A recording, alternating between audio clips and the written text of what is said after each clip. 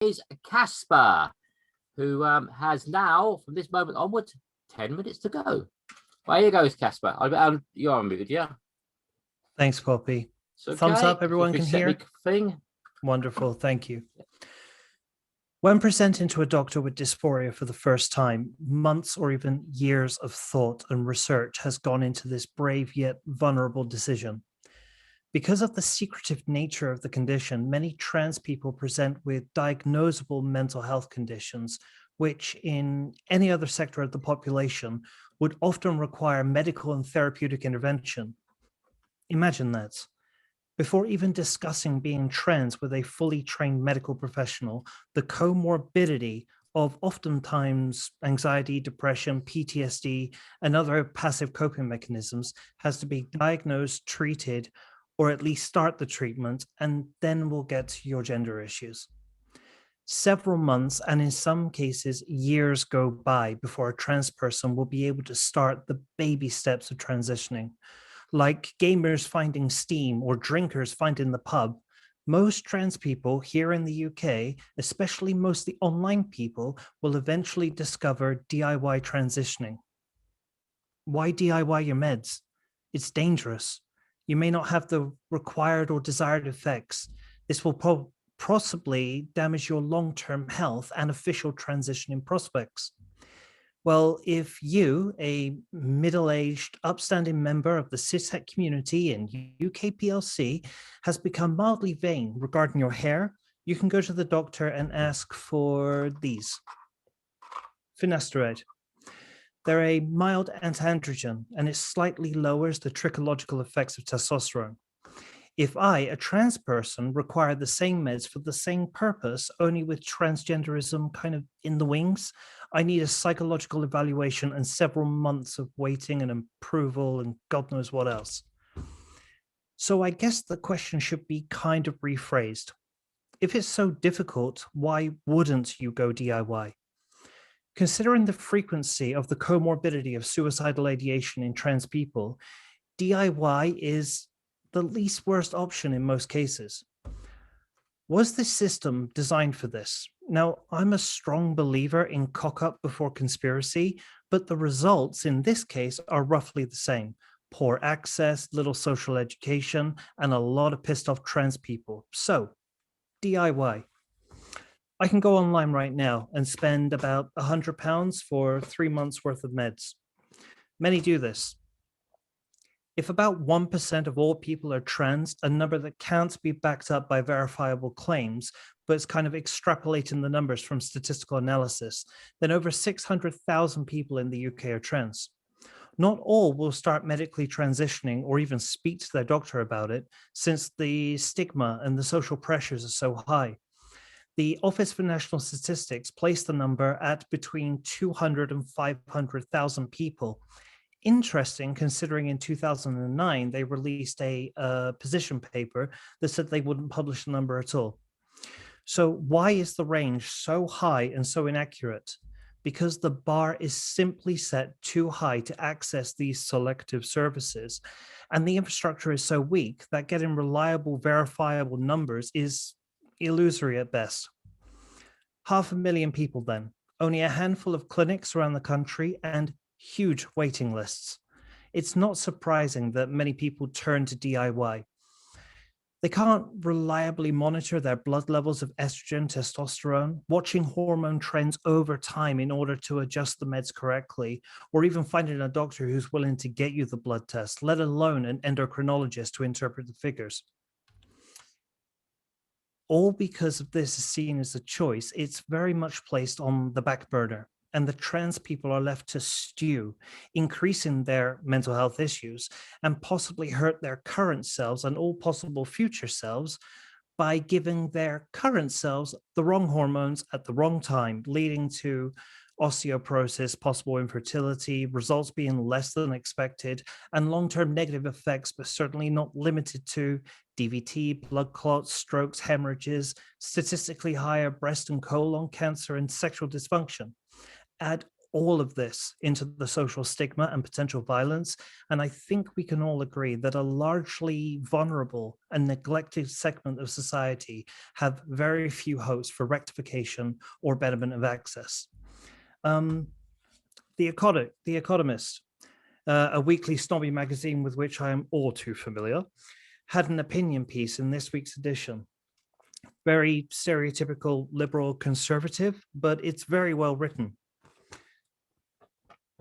Gender medicine. Is it in the health and medicine section? No, it's in science and tech.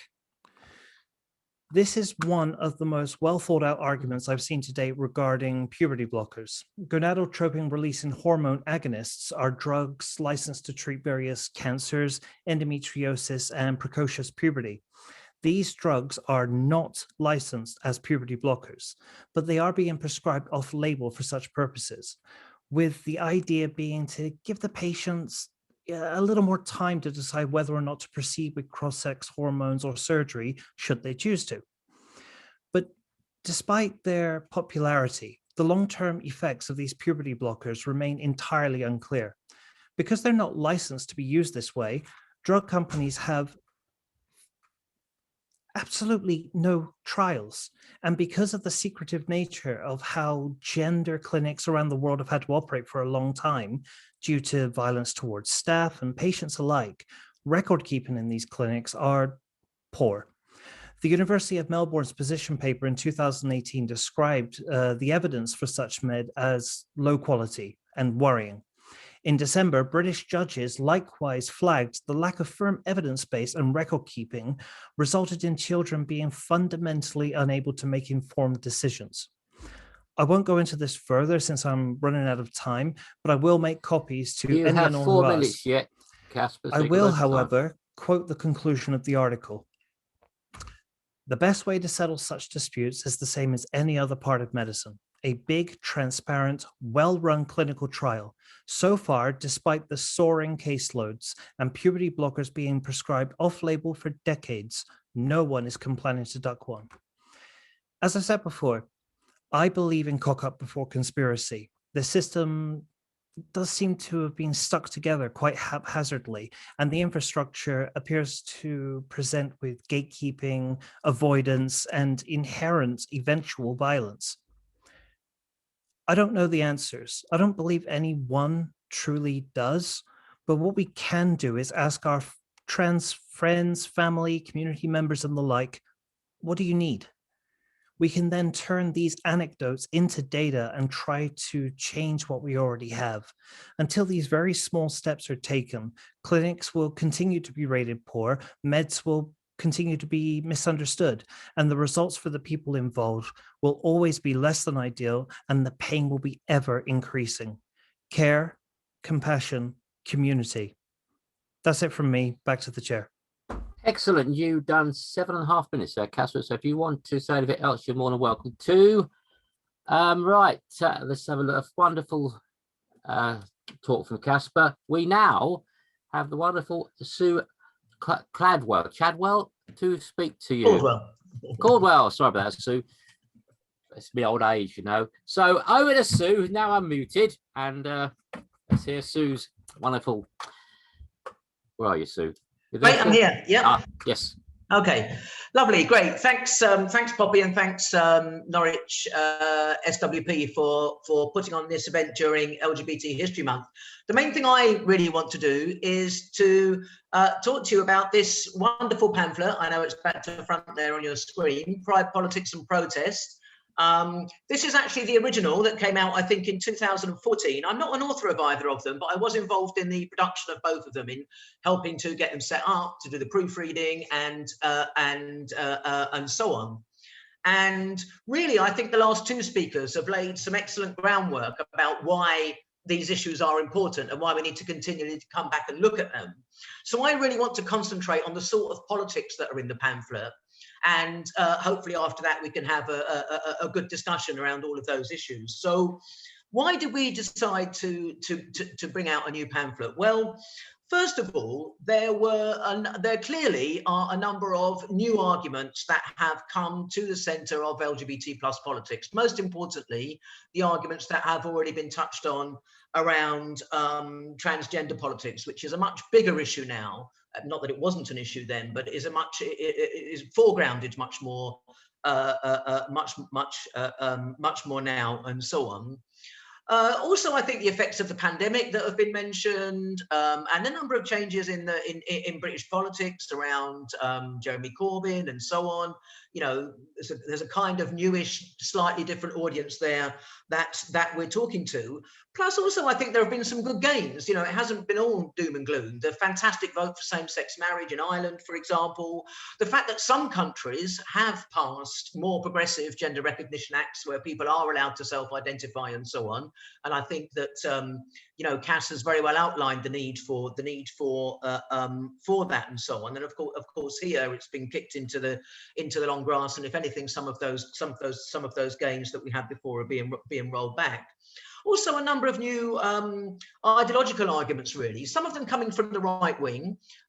People may be familiar with terms of LGBT ideology or gender ideology. These are being bandied around by some of the far right and populist governments that have come to, that have gained positions of power in various governments, particularly in Eastern Europe, places like Hungary and Poland, also Bolsonaro in Brazil, you know, launching a war on what he calls gender ideology by banning any books that he thinks promote it in schools, by which he means anything that's not really promoting the monogamous heterosexual family and so on.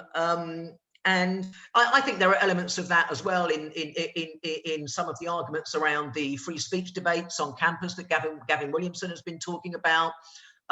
You know, that, you know, they're kind of setting up this kind of bogey of, you know, people with this ideology that they're trying to force down our throats by shutting everybody else up on campus and so on. There's also arguments from the left as well.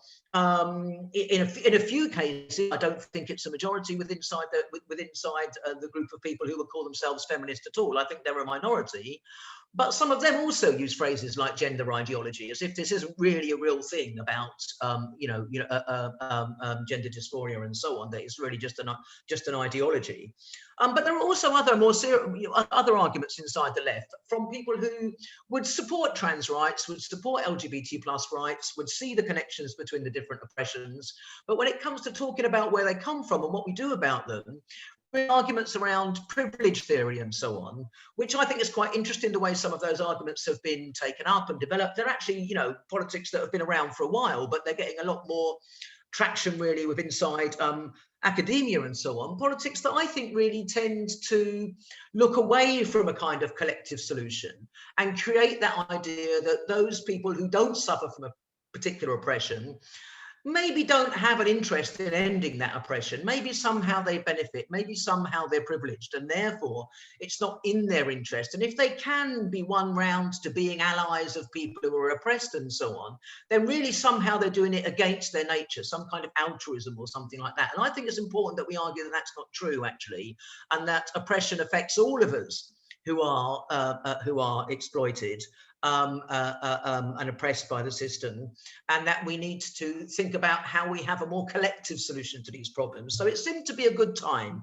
to reinstate the Marxist position, really, around the question of oppression and around the issues of LGBT plus politics in general, to really get away from this idea that it might just be about ideas that are in our heads, that maybe it's something that's always existed, that maybe that everywhere that you have power or education or religion, that there will always be oppression. Of course, all of those things play a role, but I think we need to look a bit more deeply at society to look at where it comes from and how to get rid of it, and also to really kind of challenge some of the more identity-based politics that separate us out and reinstate the need for a collective solution based on class. So why do we say within our pamphlet and within our general politics, really, that class is important? And I think for that, we really have to look at the fact that oppression of LGBT plus people is not something that has always existed. We know throughout history that there are instances of same-sex desire, same-sex love, gender diverse living, and so on, that have been tolerated, accepted, sometimes celebrated. We know that we know that there is evidence of this throughout history, going back to some of the First Nation people in America who would call themselves Two-Spirit people, who would adopt opposite gender roles and be completely accepted, often marrying and so on.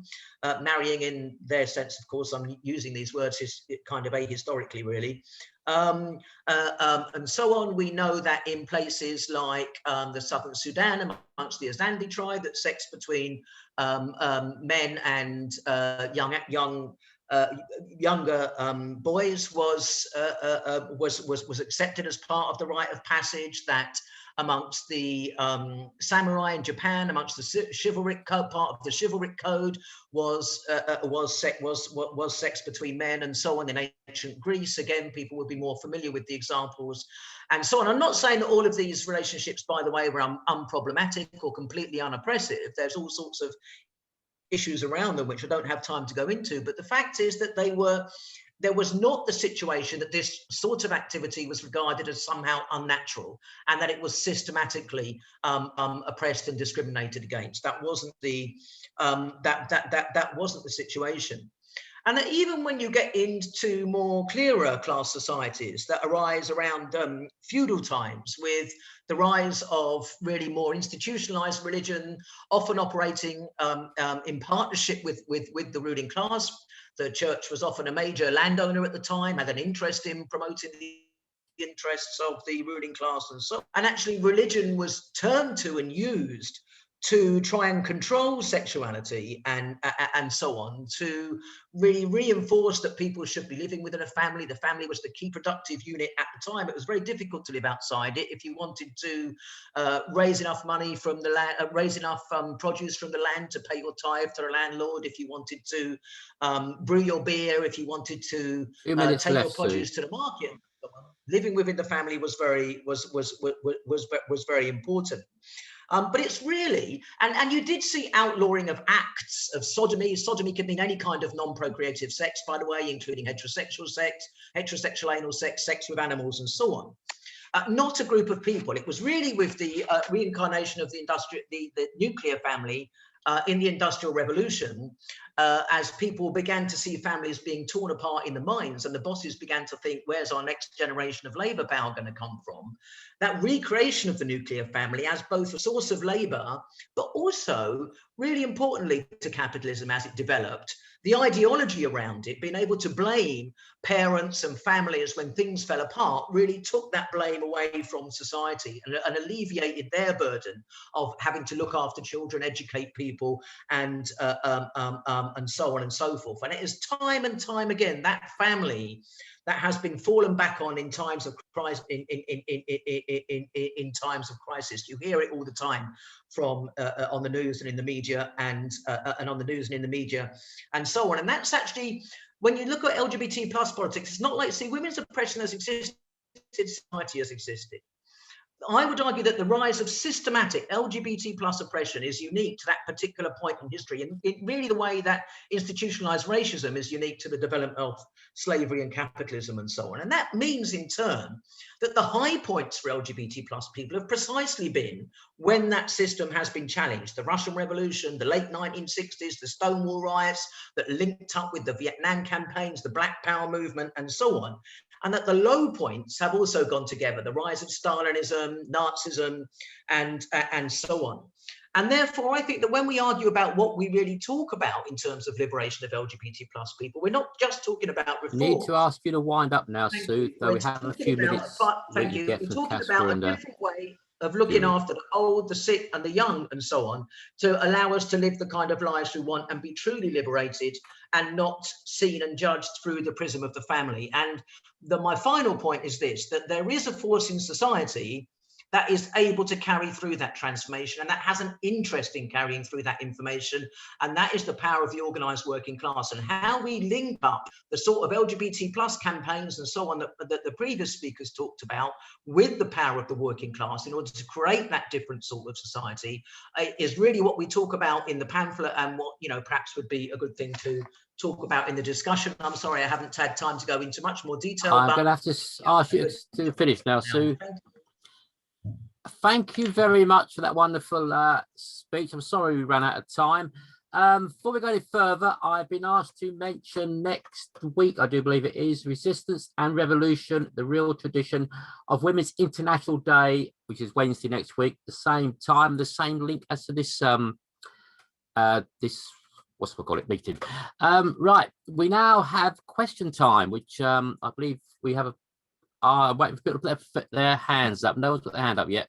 So if anybody else puts their hand up, I believe it's a minute each.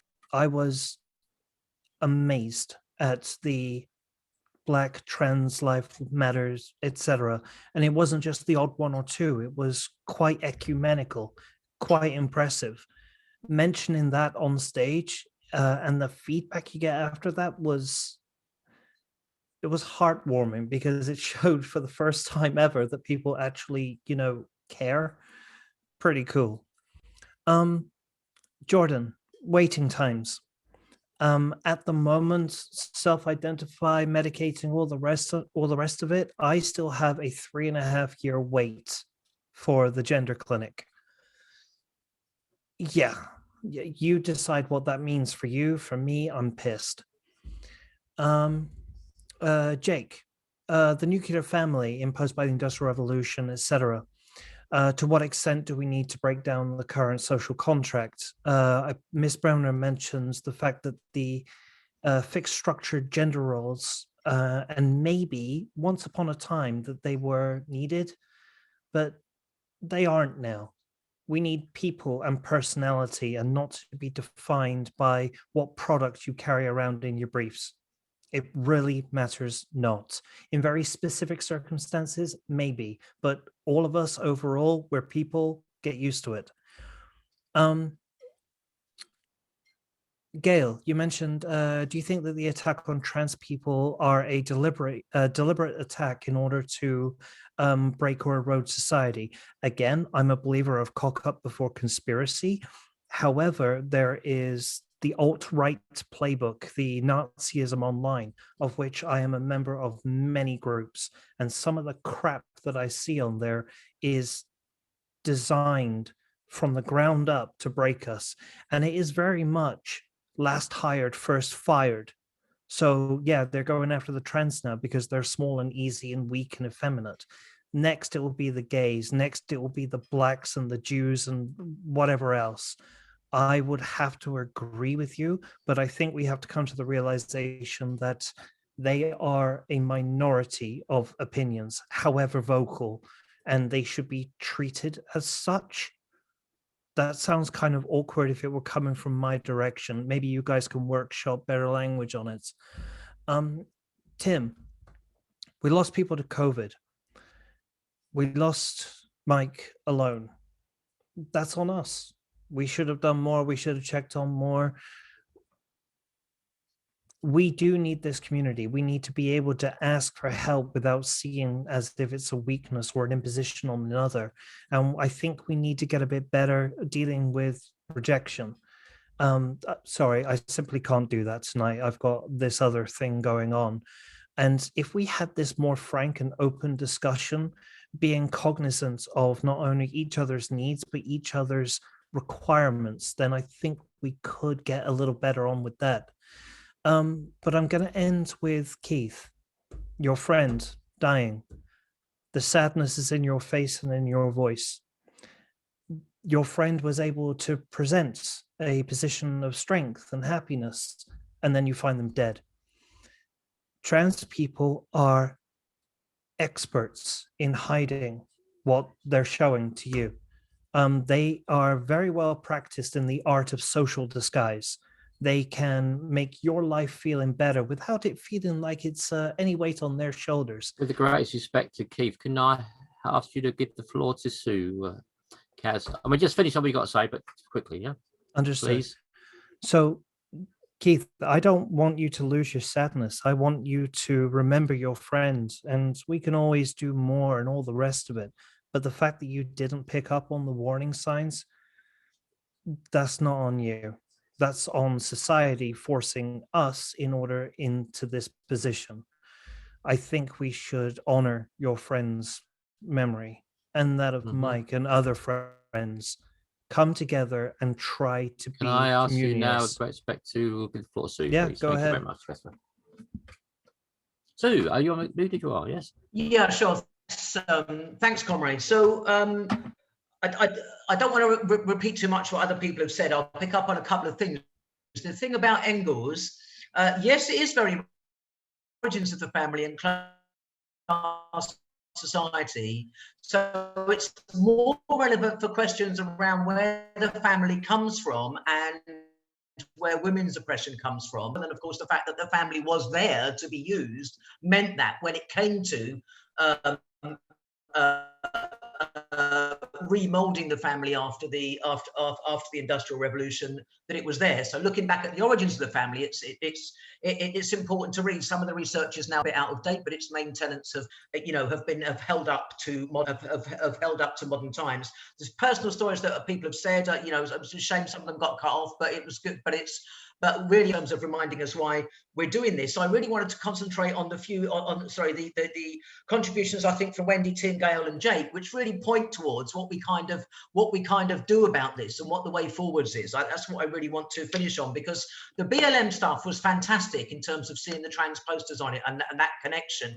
Why? I think because the BLM thing was really deeply political. It highlighted the system as being the problem, and once you highlight the system as being the problem, you start to see the importance of joining up with other people, with other people who are oppressed. And then that whole question around unity, really, that Tim talked about, and the question of class that people have talked about, becomes really, really important, because of course it is true that people with money have always been able to buy themselves a better and a freer lifestyle. Yes, they still get oppressed, and yes, we should still complain when they get oppressed, but they're not part of the solution in the way that the working class is part of the solution, because we want to create a society where oppression doesn't exist, and we have an interest in overcoming all of those oppressions and exploitations and so on. And you see, when you say things are orchestrated, it's not that they sit in a little room and make a plan. It's more that we live in a society where oppression is endemic within it. The family is endemic within it, and therefore, whenever they want to attack us, people talked about who's going to pay for this crisis. Really, they think about, they push the things that divide us most. And that's what this thing about free speech on campus is about. It's really a bigots charter. Let the bigots say what they want on campus, and how much they get away with it they're not all powerful. We can stop them if we fight. It depends on how much opposition there is. And we have to locate that opposition in fighting in the here and now. It's not wait for the revolution. We want to fight now over the GRA, over the free speech rules and so on. Why? Because we want to build our side's confidence, its own capability to fight and change things, to realize our power, to learn how to build solidarity, but also to have those big arguments about how we can actually get to a better sort of society. And I'll finish on this, you see, because I think a working class going through a revolution, it's a different process than going and putting a cross sticks to get Keir Starmer's name on a ballot box. It gives you a feeling of power. What are we going to do now? How are we going to completely rebuild society? And what that society will look like, all the things people have said that it won't look like, are true. Gender will not be important. What it will look like, to be perfectly honest, is not up to us. It's up to the people who make that revolution and make that new society. They will come up with all sorts of things that we have never even thought of. But what we need to do is get a position where we put the power in the hands of people who can really make those changes. And that's what just asked I'm trying to put in this pamphlet. Please buy it and read it. And please, if you're not a member of the Socialist Workers' Party, and you like the idea of ripping apart society and building it anew, then join the Socialist Workers' Party. Can we stay on, Sue? Can we have a few contributions from anybody? Sue, any questions to Sue? And while we're here, when it comes to the issue of trans rights, we could debate the access, which is kind of my main sticking point. We could talk at length about how we interact with one another when we make mistakes with pronouns and all the rest of it. thing is, when you're a trans person and your mere existence is a threat, it's hard to leave the house sometimes, let alone COVID, capitalism, neo-Nazis, all the rest of it. I think we, whether you're trans or not, I think we do need to be more aware of what we need. A simple question and answer session. If someone says something that you don't agree with or you know better, then in good faith, have these conversations, have these debates. But at the end of the day, we're all human. We all have basic requirements. And if those can't be met, then we're failing. We seem to do pretty well here. I was given this one. Can't wait to read it. Considering what is being said tonight, I am looking forward to furthering this debate. But the thing that I'm most looking forward to, besides going outside and enjoying the sun, is to be able to look in the mirror and see a person I enjoy being with, not a threat to my very existence. Excellent. Thank you very much, Casper, for wonderful talk, etc. Can I ask Sue to round us up and have the last word then, please? Yeah, sure. And first of all, full solidarity to you, Casper, in that. I kind of felt I was summing up when I last spoke, really. So I'm just really gonna concentrate on the point that Jake talked about in terms of, you know, Keir Starmer and voting and so on. Look, Keir Starmer is viciously attacking and undermining the left inside the party with a complete and utter ruthlessness. And up to now, actually, he's getting away with it. He's also been the most inept opposition leader of the opposition that I can think of. You know, when you think of the callous disregard for life that Boris Johnson has shown, really he ought to be being ripped apart on a daily basis. And all you get from Keir Starmer is, I agree, we have to support the government, we have to get the economy back on track, we have to get kids back on school, etc., etc. It's absolutely disgraceful.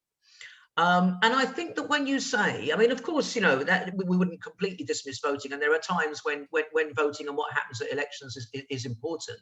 But for me at the moment, the key question isn't, is there anybody worth voting for? The key question is, how did we get from the situation where we had Jeremy Corbyn as leader of the Labour Party, winning 2 successive elections inside the Labour Party, leadership elections and so on. How did we get from there to here? And I think we have to learn lessons for that, about the limitations that exist for any attempt to radically change society through parliamentary means. The only way really that Corbyn could have mobilised all those people who supported and voted for him would have been to look outside Parliament and not to be bound by the members of the National Executive of the Labour Party. But that would have been breaking from Corbyn's lifetime tradition of seeing change coming through the Labour Party. We have to radically break from that. Look, there are 3 major crises facing us: COVID, the economy, and climate change. On none of those is Keir Starmer or the Labour Party the solution. We have to look to ourselves and how we're going to fight. And any attempt to divide us, whether it's on racism, LGBT plus politics, sexism, and so on, or even dividing us between industries, different groups of workers, we have to resist. We have to be united, and we have to struggle. We have to build the budget day campaigns that People Before Profit are doing on the 3rd of March. We have to build the Stand Up to Racism International Day of Action on the 20th of March. We have to be active in all of these areas. The key to resisting lies outside Parliament and inside the streets and the workplaces, where the power exists to bring this rotten system down, to bring the whole thing to a standstill, and to build the sorts of networks that can build society anew. The power exists to do that. But without struggle and without argument and without revolutionary politics, we won't get there. So I want to repeat what I said earlier. Read the pamphlet, come to our meetings, take part, debate, build the resistance wherever you are, But also, if you're not a member of the Socialist Workers' Party, I hope somebody will put the link in the chat about how you can join. Please join us tonight, or talk to somebody from the branch about how to do that, and help us to build a bigger and a stronger revolutionary current within British politics. Thank you. Thank you very